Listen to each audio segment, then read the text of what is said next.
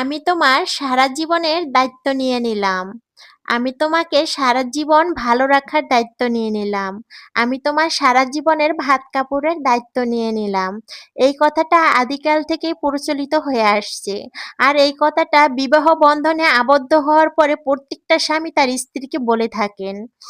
এটা সামাজিক রীতিনীতি এবং বিবাহ বন্ধনে আবদ্ধ হওয়ার পরে এই কথাটা, এই নিয়ম নীতি পালন করা হয়ে আসছে আদিকাল থেকেই। তো সবাই এই নিয়ম নীতি পালন করার জন্য সব পুরুষই তার স্ত্রীকে বলে থাকেন। আদৌ কি সব পুরুষ এই কথাটার ব্যাখ্যা দিতে পারবেন? আর সবাই কি এই কথাটা বলে সেটার দায়িত্ব পালন করতে পেরেছেন? আপনারা তো সব পুরুষই বলে থাকেন তোমার সারা জীবনের ভালো রাখার দায়িত্ব নিয়ে নিলাম। ভালো রাখতে কি আদৌ পেরেছেন? ভালো রাখা মানে কি দুবেলা দুমুঠো খাবার দেওয়া আর বছরে একটা শাড়ি কিনে দেওয়া, এটাই কি ভালো রাখা? এটাই কি ভাত কাপড়ের দায়িত্ব নেওয়া?